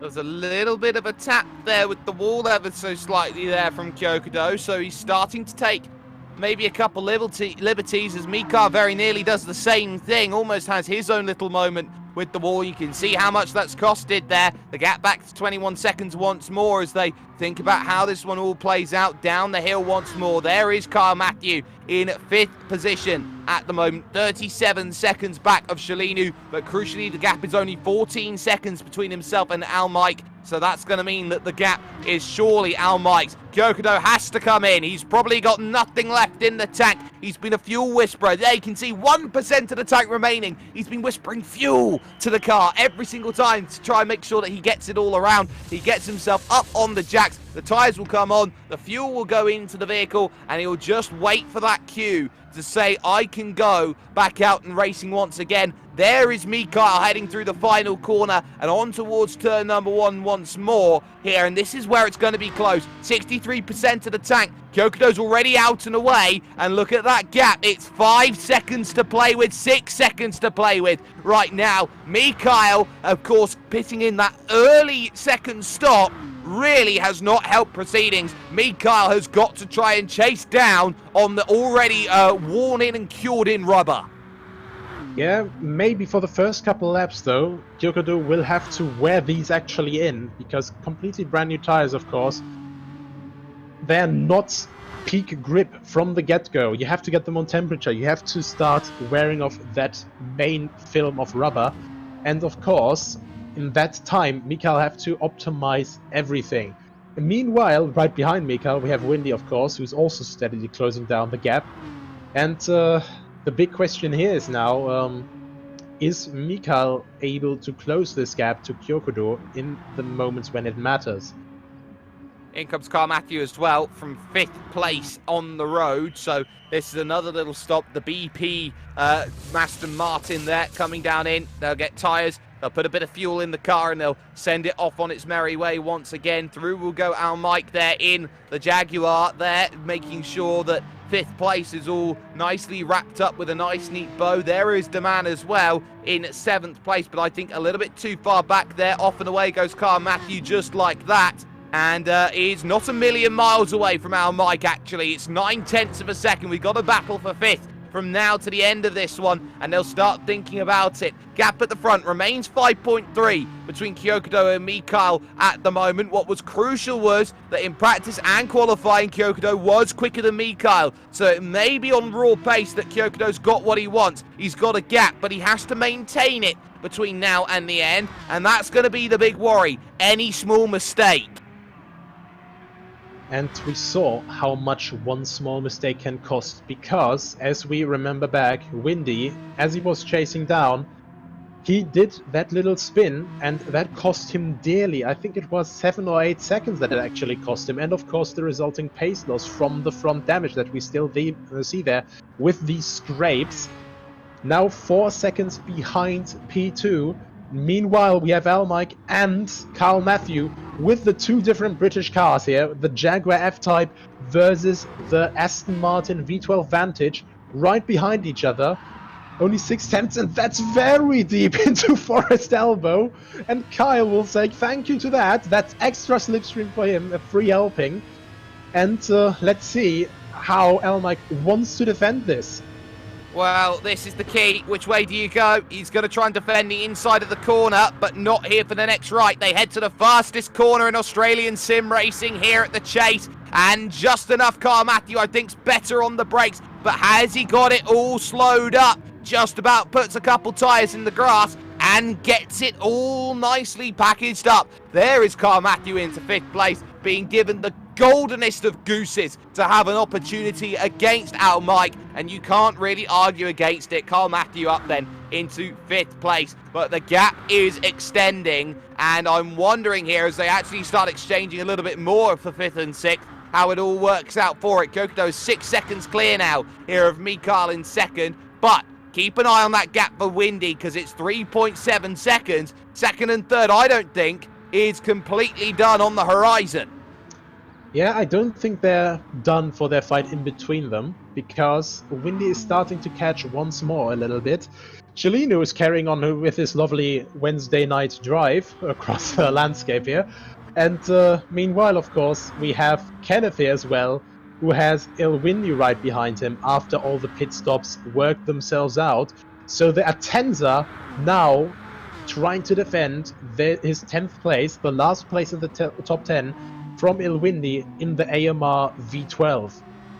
And well, this is going to be a key little battle then for the final spot inside of the top 10. Those two will be working hard for it. Kyokudo still using all of the road, trying to build as much of a gap as possible. But you have to say, he is the only driver through strategy or through on-track action who hasn't put a foot wrong inside of that top 3, and that counts for so much. They're on their 23rd lap of this event. They've been working incredibly hard to make sure that they get themselves there exactly where they need to in terms of this one. But look at that gap. It's come down to just 3 seconds and even more, down to 2.8 at this stage here. Mikael is really struggling at this stage. Remember, he's on those old tyres right now, and he'll be starting to hit that level where he's really not going to be liking them.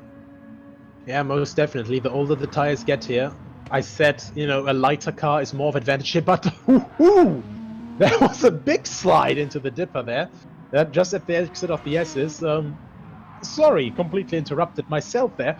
But yeah, the tires, of course, aren't completely unimportant either. You want that grip for when you're driving on the edge, just as we saw there from Windy.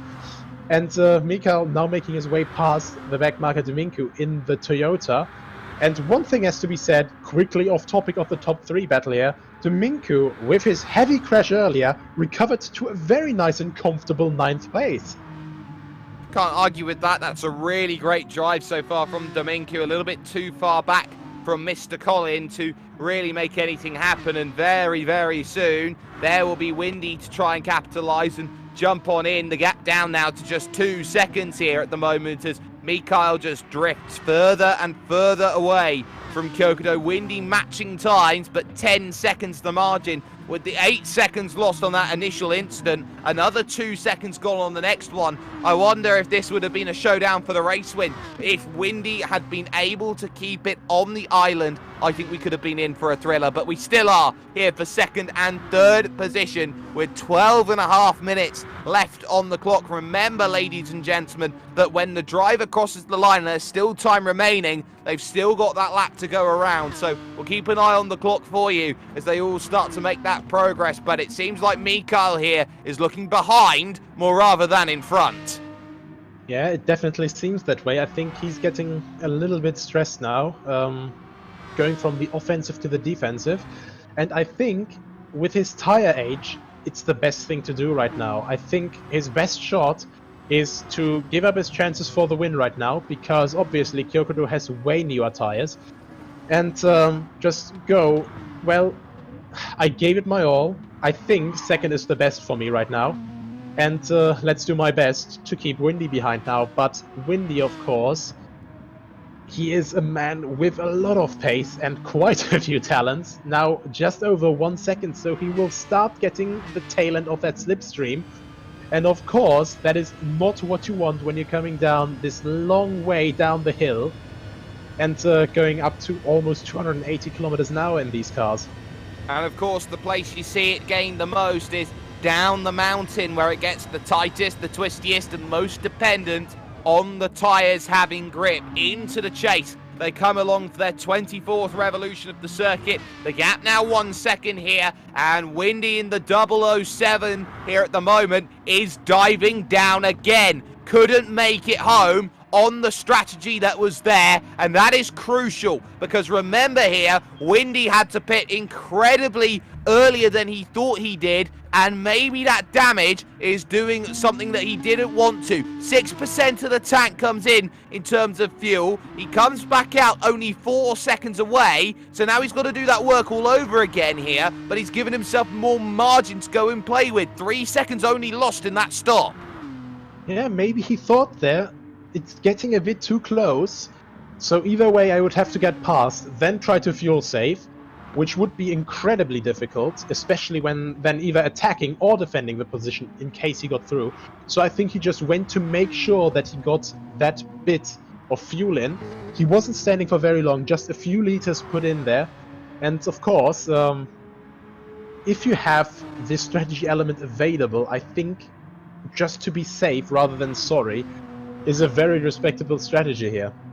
No, you definitely cannot really fault that. Windy, of course, would have also here, Nicholas, been worrying about that damage on the front, and maybe that damage would have been affecting the fuel numbers here today, and that would have been something to really worry about. There is the case of ghosting for lap down cars that we see right now. Mr. Colin being driven straight through by Mikhail at this stage in second place, 10 seconds off of the race lead right now, and knowing that there is nothing more that Mikhail can do in this situation. He has just got to drive the car home here in the final 9.5 minutes and a bit less at the moment. There is your race leader, Kyokudo. He doesn't have the fastest lap today here in this race, but right now it is an Aston Paradise. They are 1, 2, 3, 4, and 5 at the moment, and Kyokudo going for the splash and dash to the end. Couldn't have enough fuel. Has the margin, of course, 10 seconds, and it looks like a fresh set of boots there as well. Mikhail diving in. 3-stop was the call of the day then today for the front three. And just 10 minutes to go. Was that the right call? I don't know, because I think, yes, Mikhail might be... Yeah, I think he's behind Windy now. Yeah. So maybe from Windy, just for that last thing... Oh, he's coming right out with him. That's going to be interesting to see. He's got to stay within that second, though. Windy's going to have that ability to push, but Mikhail's got everything available. They all needed a splash and a dash. They couldn't make it home on 2 tanks of fuel. So now you start looking and wondering, okay, who's got what? Who's got what they need? And they're going to be fighting incredibly hard here at the front as they look to try and get things going. It's an 8-minute dash. That's roughly 4 laps or so that they'll be racing as Windy there takes 2 stabs to get through at turn 3 before hitting the cutting at turn 4. A 90-degree left that feels like so much more, and Mikhail has got to stay in range. He has got to stay in range indeed. This is just the last bit of the hill. If he can stay within a second, he can just keep up with him. But of course, through McPhillamy Park now, and then down Skyline, down the hill, the most dreaded part of the circuit, I would argue. So close to the wall, not willing to give up any space, but still, you know, you see this gap slightly extending a little bit, then retracting again. It's this dynamic, real behavior here. So interesting to see. Both very aggressive on the brakes, and 8/10 now, not quite in attacking range yet, but nevertheless still within slipstream range, and that's all that he needs for now. He wants to stay within the range. He has to get a bit of an edge on the straight lines right now. He has to nail these last couple corners, and of course Hell Corner, to constantly get the slipstream back. And here, 7/10, it's not quite a lot of slipstream that he's getting. No, not at all, and suddenly the gap's up over a second, and Windy's pace is a little bit too much for Mikhail at the moment, and that's something really, really crucial in terms of the way this one's been running here. Not able to get enough of what is needed here in the late stages to really mount that challenge, as the pace is just simply too much, it seems, at the moment, from the driver at the moment, you could say, with the golden steering wheel. But unfortunately, at this point, it's silver at this moment here. The gap's down to 9.8, but this is Alain Prost territory with Ayrton Senna, of course, at that famous Monaco Grand Prix where Ayrton Senna had complete control, at 45 seconds worth of race lead, and then threw it in the wall. It's got to be something similar here with Kyokudo if there is to be a change here in this overall race victory. But in 6 minutes, that's almost like we're home. It's almost like you remember the streets that you drive every single day, where you do your local shop, where you do anything like that. I remember these streets. I'm home. I'm almost home. I can get this one home. Yes, and Kyokudo with 9.8, 9.9, 10 seconds, nice little gap there. You see he's still pushing, but not to the limit that we saw Windy, for example, earlier. So, he has this bit of comfort space, and he knows that, he doesn't have to push that much anymore. It's only 5 minutes left, well, 5.5 minutes, so after this it's gonna be, 3 more laps. So, yeah, and that is Mikhail just pushing quite a lot still, merely just edging a bit out of the wall there, adding a bit to his paint job. And, yeah, we see the differences between having a comfortable spot and being on the edge of your seat.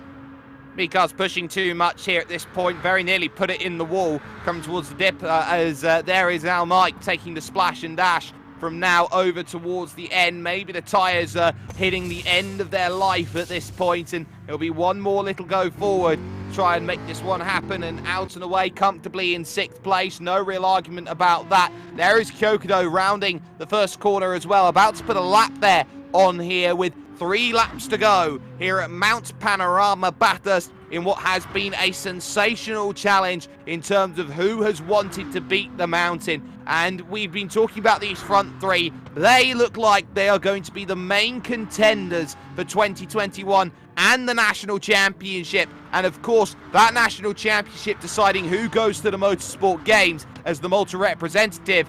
Surely any one of these 3 drivers holds the keys in their back pocket to really start staking and making a claim that they have what it takes to be the pride of Malta. Most definitely, and of course, Kyokudo has been showing very, very strongly in these weeks and these months now, actually, because time just flies by with these casual races, with these challenges, and with the grand finale, of course.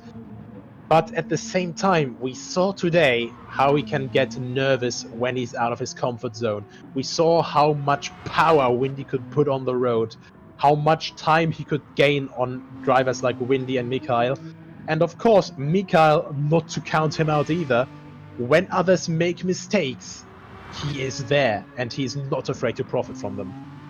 Keep this date in your calendar if you want to see more action from World Pro Racing. September 11th is the one that you need to try and find. August 11th was a week and a day ago, but September 11th, keep that one coming up. There's some more amazing stuff that'll be happening with World Pro Racing. If you haven't already, make sure you like, make sure you share, make sure you subscribe for more amazing content, but not just to us, but to those, of course, at TVM Sport, to those, of course, who have been watching when it comes to motorsport.tv and, of course, esports television, ESTV, all of which have done some amazing work. But we are 2 laps away from the end of this one at this moment in time, and it seems like it's a case of not giving up from Mikael, but not getting closer either. Needs a mistake. And that's the one thing that you cannot ever guarantee in racing, is that the car in front will make a mistake. Yeah, it's just very, very difficult to force that mistake, and I think almost impossible to force that mistake from 10 seconds away. And it really goes to show just, Kyokudo, even when he's in a tight spot, he still holds the reins in control over that race. And but I would argue that, if it hadn't been for that accident that Windy had at McPhillamy Park, that just those millimeters too much, I think then we would be looking at a quite different battle right now. Flagman had to be careful. Oh, Windy had to be careful there. Windy very nearly took the flagman's flag there, waving the blue flags, and then very nearly took the whole side of the car off there, brushing against the wall. Not the first time we've seen Windy do that over the course of this racing, as there is 6th place Al Mike there, who looks like he's run into troubles there and going incredibly slow, getting back up to pace now. So I wonder if that was just letting the traffic go, or whether that was something more important than that. No, it wasn't. It was a huge scrape into the wall, and that's the 3rd time we've seen a driver run into that sort of trouble there. So Al Mike getting it back going again and able to keep on the run moving forward. But Nicholas, we are heading up towards the final lap, and it looks like Mikael's back within a second. Yeah, and I think Mikael is going to be pushing with his last-ditch effort now. I think he did put on new tires in his last pit stop, didn't he? And if that is so, he might just be able to make this last change.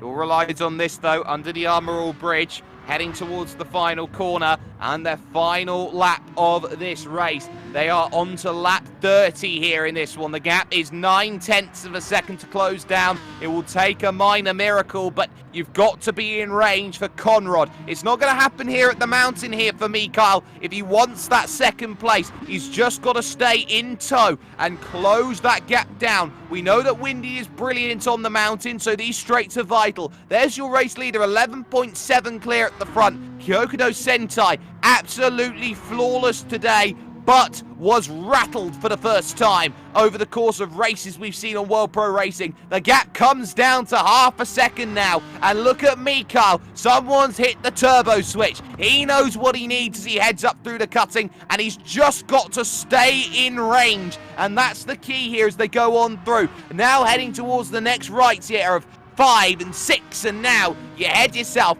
through this fantastic Frog Hollow, the metal grate here through this left-hand bend, and now to McPhillamy, and down the hill once more will come the battles that go on. Shalinu, I think, is all but done at this stage. We are on the final lap here, so Shalinu will be finishing this one off in 4th position. There's the timer on the clock. Windy there, trying to find these battles and continue on forward. Those who find the checker, they finish the lap a lap down, but Kyokudo will make that push over towards the line, and we'll soon see that the smile will be his once again. He expected it to be close. He's wiggling already, signaling that he is happy with the way that he's been driving this one. And, well, who can blame it? Into the chase for the final time, and we'll be looking for the final corner, and we'll be saying that victory is most definitely mine. I am still undefeated. I am still unbeaten. You may have pushed me this time, but it can get a little bit closer than maybe I would have liked there. Victory for Kyokudo Sentai. The battle for 2nd and 3rd is very firmly Windy's. Mikar making mistakes on the mountain. The gap extending to 1.8 seconds. And well fought between those two. What could have been for Windy come the end, with that mistake costing 8 seconds. Overall, Mikal in 3rd. Shalini already over the line in 4th. Kyle over the line already in 5th place. You really can't fault the way that this race has been run here, Nicholas. Kyokudo deserved that one by sheer consistency values. Most definitely. Once again, just absolutely faultless from him. One thing that I would have liked to see, though, just as they came out of Forest Elbow, Windy and Mikal, they were right nose to tail, and for a moment, just a short little moment, Mikal was in front of Windy, so maybe he just missed his brake marker to the chase, you know, the most critical corner to make an attack to. And yeah, in the end, it didn't quite work out to him. Windy was able to hold on to it, but I think in that last lap, his tires were just absolutely gone. Absolutely, some brilliant racing that has gone on. Kyokudo Sentai picking up the win then. 12.2 seconds the margin come the end. You cannot really argue with that one here today. It was some brilliant action, but it wasn't the faultless victory here. Pole position did get the fastest lap come the end, but some brilliant work that had been done. But that, for the time being, does put an end to the challenges that you have seen over the past 4 weeks. Of course, we've had some brilliant racing action that had been going on through all of the works with the Nissan Challenge, the Lamborghini Challenge, the Formula Challenge, and then the challenge to beat Mount Panorama. But crucially, it was 2 wins to Windy, but when Kyokudo came along here, Nicholas, 2 wins for Kyokudo. Yeah, most definitely. And it's just always this difficulty. You know, of course, you can take the throne when the king isn't there, but when the king is there, it's a lot more difficult taking the throne. But today, I would say it's definitely fair to say Windy gave it one hell of a shot. I think if it hadn't been for that crash, it would have been so close to the finish, because he had amazing pace today.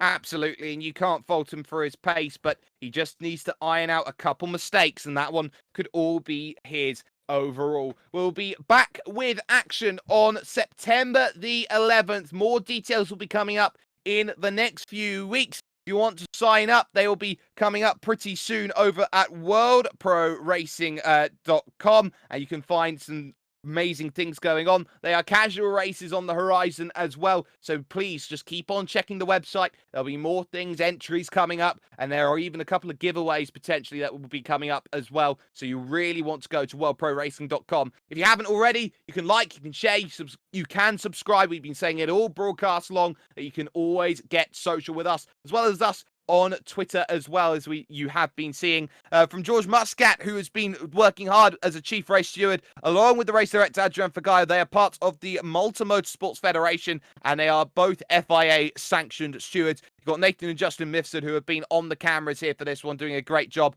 And of course, Nicholas Hillerbrand 71 on Twitter, myself, Jake_Sperry on Twitter as well, both of whom have been bringing you the coverage for this one today.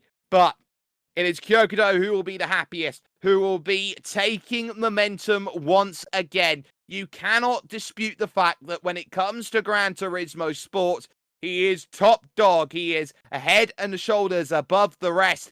But was rattled, was forced to battle more than he has done at any other race that we had seen so far. Is 2021 starting to see that pendulum swing looking the other way here towards the likes of Windy, the likes of Mikael? This could be something very interesting heading into the back end of this year and the start of the next. And the only place you can find it is with World Pro Racing. Thank you for watching on YouTube, on Facebook Live, on Twitch, on motorsport.tv, on TVM Sport, and of course on ESTV as well. We thank you all for watching, and until next time, we'll see you for some more amazing sim racing.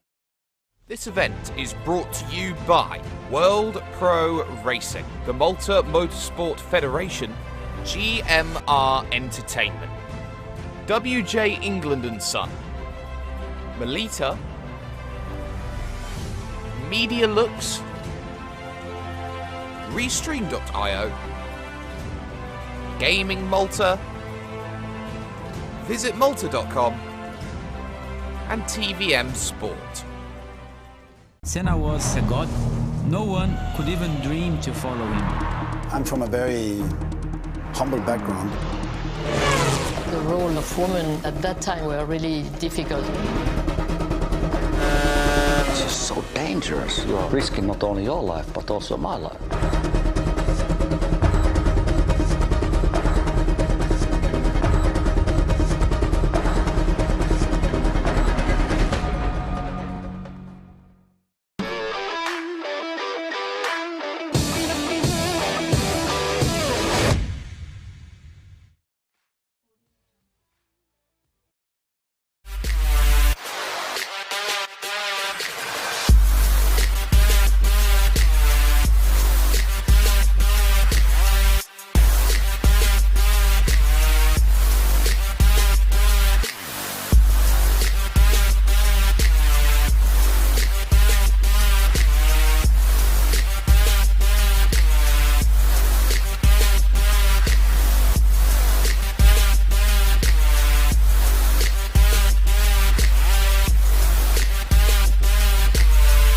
World Pro Racing, where sim racing becomes real.